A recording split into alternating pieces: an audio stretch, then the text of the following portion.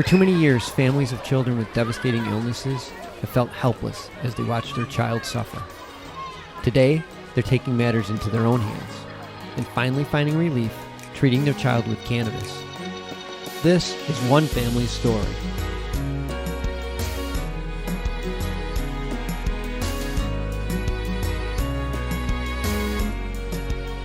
Welcome to another episode of Love and Cannabis. I am Nina Simmons. And I am Osiris. And we are the proud parents of Aiden Steffen. Well, we're talking about in reference to meal planning, dieting. I don't like to use the word diet because of the fact that the idea of dieting kind of gives you this perception that, okay, everything is controlled. It is and it isn't, especially when you're dealing with a child like in our situation. As you think about, you're dealing with a 2.5, 3-year-old who's going through some, challenges, with the epilepsy. So there are things that you may think that he may or may not eat. But fortunate for us that we had gotten started early in his diet, his meal planning was that when he was 1.5 years, when he was able to start chewing food, I was preparing most of the food because I was a stay-at-home dad at the time. And so I would basically make all his spinach, his broccolis, his fruits, water. He didn't drink juice. I mean, we barely gave him juice because he really wasn't a fan of juice. But he drank water and definitely breastfed. He was breastfed till at least he's 2.5. I was very supportive of that idea. And there was a lot that went into that. It wasn't just a matter of him having breast milk prepared. There was a whole factor that came into that, and I will get into that in a minute. But preparing his daily meals was an undertaking, and what was fortunate for us was the fact that I was going through my own health issues at the time, so I was responsible basically for the food shopping. I was responsible for basically maintaining the home, so it was a role reversals, as you can say. And I went into the idea like, okay, I need to lose weight, but at the same time I need to get my family healthy. So I went through all the cabinets. I did an inventory of the cabinets. What was in the cabinets? What food did we eat, or what we didn't eat, and what we didn't need to have in our menu. So I decided to, throw everything out and start from scratch. My wife thought I was crazy. Nina thought I was out of my mind when I did that. But I was like, we gotta start from scratch because there's things that we're just not paying attention to because we're accustomed to getting it. And I think we started getting a habit because of our work schedule of just buying food that was convenient and fast, but yet not healthy. It lacked the nutrition, the values that it did. So it was one of those things that it's like, hey, we could heat it up quick, but I think because of that situation, it also helped us to be mindful of the food we ate. And now with our son and his situation, that really helped us really understand food really is a key part in our overall wellness.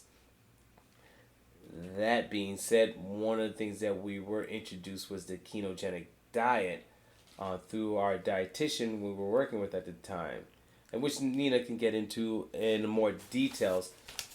But before doing that, there was some certain aspects of our whole planning which was a challenge for me to deal with, and which was during the breastfeeding time.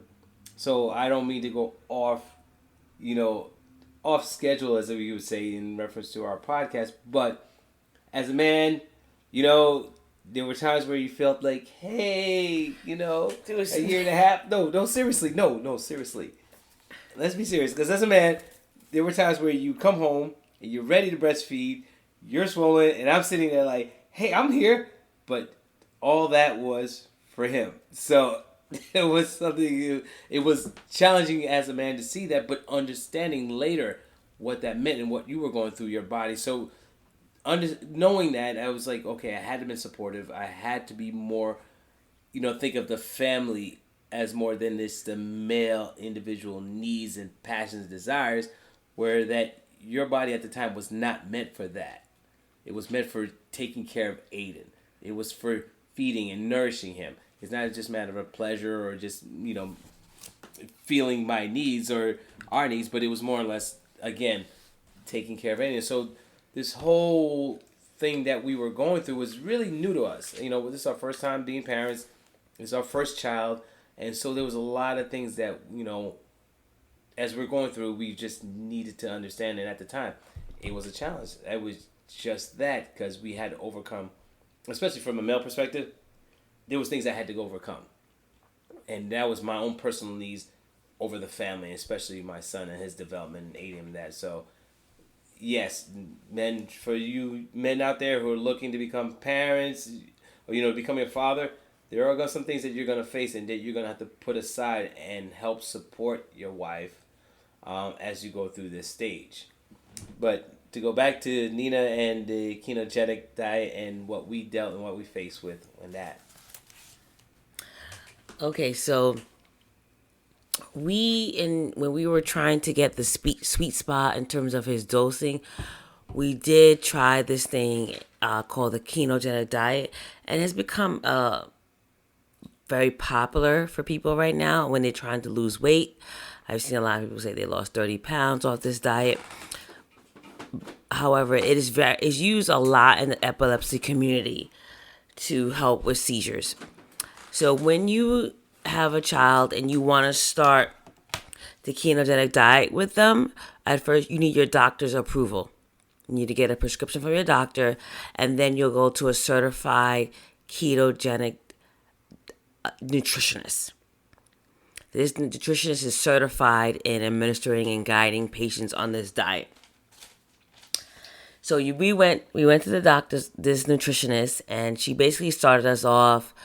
And there's a different ratio you can start off. So there's a 4-to-1, 3-to-1. Basically what the ratio means is basically the amount of fat to protein or carbohydrate. So Aiden's got off on a 4-to-1 ratio, which means 4% of his meal had to be fat, and then the rest, the one had to be either protein or carbohydrates. So basically, the science behind this is unclear. Somehow, it really, really helps for a lot of kids. It really works. It's life changing, and they still don't really know. Like, the research doesn't really know why. The theory is that your body's now working on fat versus sugar. So it just basically, fat is a better fuel for the brain than sugar is. So they're saying that's why the seizures mitigate with that. So basically, it's like putting the premium gas versus the regular. I don't know. They still don't really know. But like I said, it has been life changing for a lot of kids. So with Aiden, we said, you know what? Let's do this. You'll find when your child is sick, you'll do anything, literally anything, to make them feel better. So we did it. We got a scale. Shout out to my parents. Even my parents got a scale. So basically, you have to measure everything. So we were there measuring fruits. We were measuring bread. Basically, bread is basically a no-no, but he can have a little bit. We were measuring meat. So everything has to be so precise on this diet that we went nuts. We were looking at labels like in a different way. We were like, oh man, this has this much carbs. Like, this has this much carbs. Fruit has so much carbs. Who knew? We find out that strawberries has the least amount of carbohydrates. So when in a diet, he was able to have more strawberries than he could have a banana. Like, bananas are basically off limits. So we did that. We measured everything. We did the diet for about 6 months. And that means we basically couldn't go out to eat. We actually did go on vacation on the time we were on the diet. And my parents did the diet to a T. They had the scale.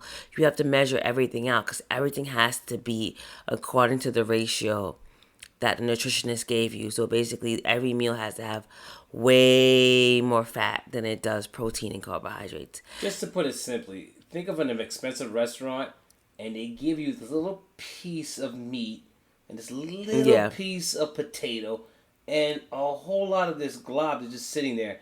That's what our son's meal was on a daily basis. It's just pure madness.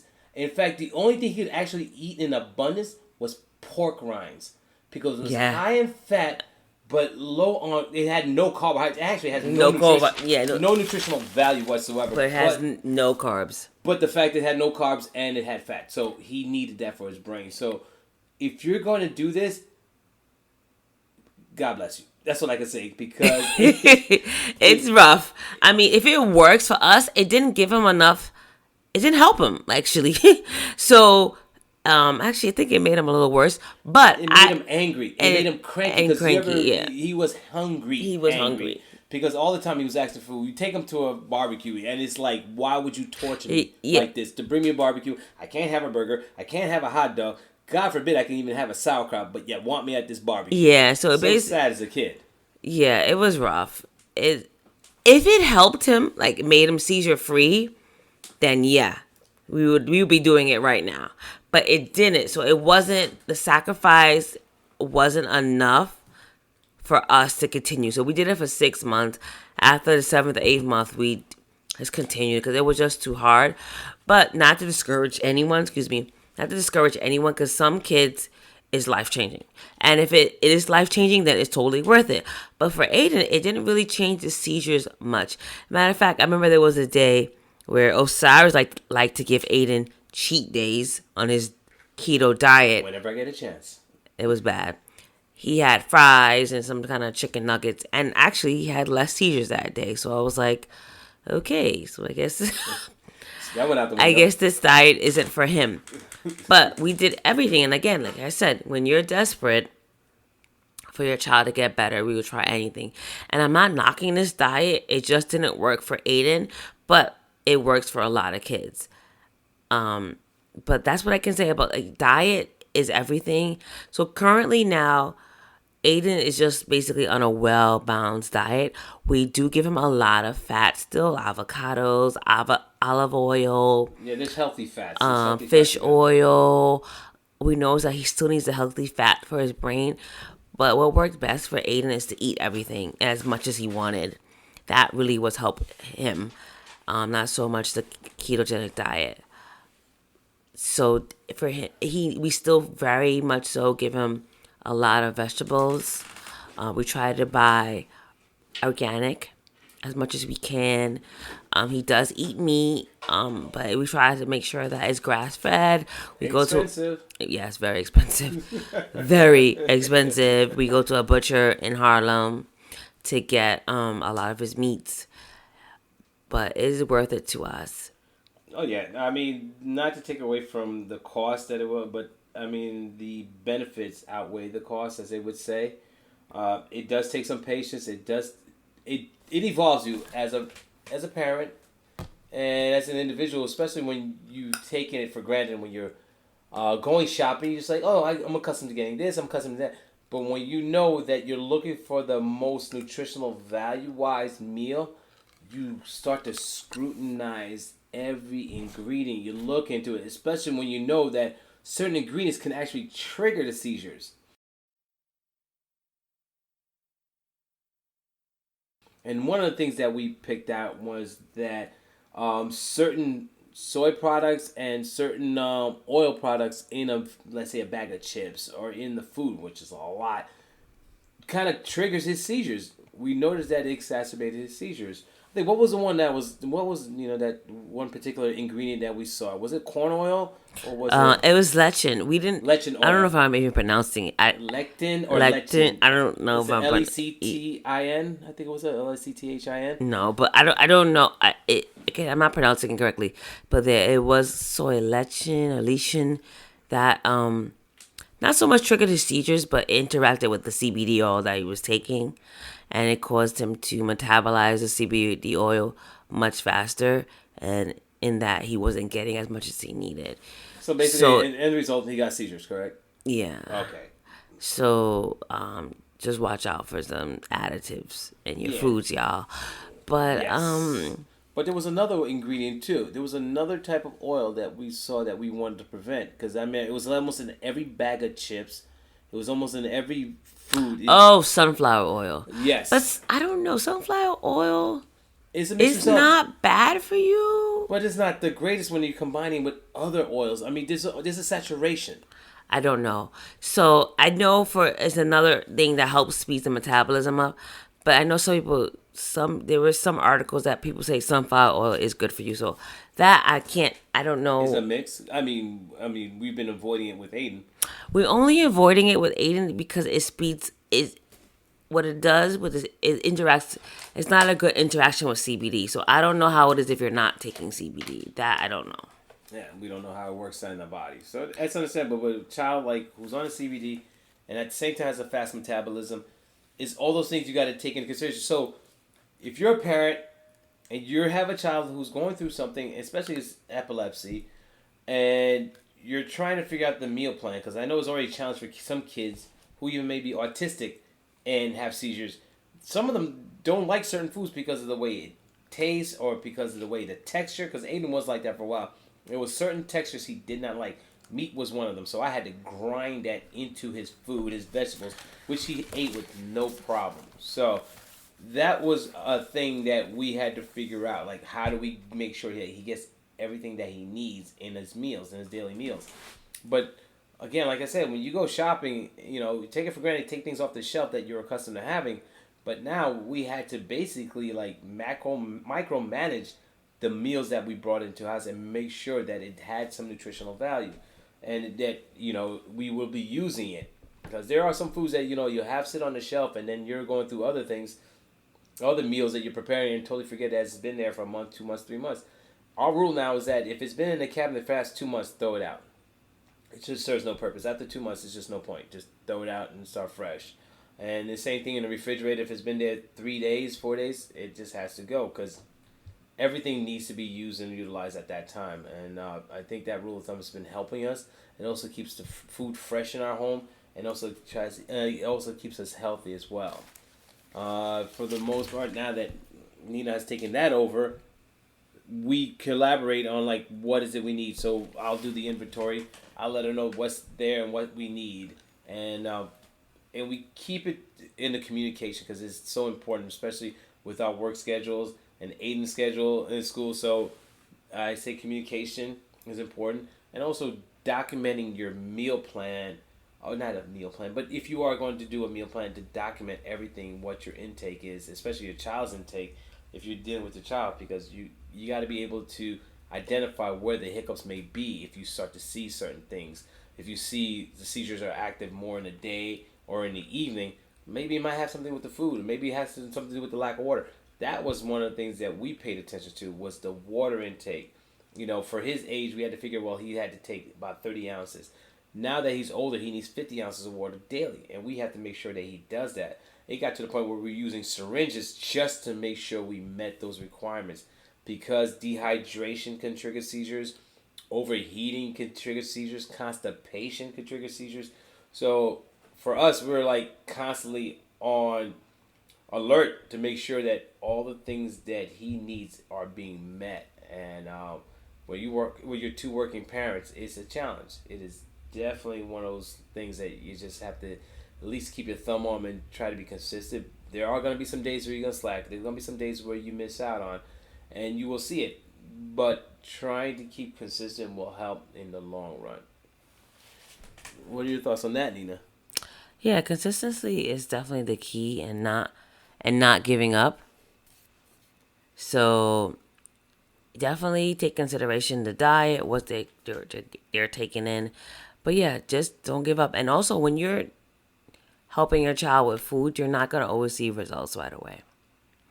So I think that is it for this episode on our diet with Aiden. Yes. So I think next episode we're going to change it up. Really? Yeah. Oh boy. What do you want to change it up to? I think we need to change it up. I think we're going to start talking about how cannabis has helped us as a couple. Hold on a second. Can we talk about your sexy voice on the radio right now? Because you just I think we're just going to talk about cannabis and how it's going to help us next week. I mean, really? No, see, let me just talk about this. I have a deep voice. Hi there. Like a jazz voice, Harlem jazz artist. So I speak in very different levels. So I try to hide my deep voice, but this is me. Hi there. And I have I'm like a tenor. But anyway, so we're gonna talk about us and how cannabis has helped us as a couple, because it is not easy when you're dealing with all this, and how we use cannabis to help with us communicate. How's that? Our issues, basically. We have issues? I didn't know we had issues. Silence, yeah. So tune in. We're communicating. I don't know. So we're gonna tune in for next episode to hear something a little bit different and not so much about Aiden, and kind of divulge a little bit more into our lives in terms of how we use cannabis. Thanks for tuning in. Another episode of Love and Cannabis. I'm Osiris, and I'm Nina Simmons. Be strong and stay empowered.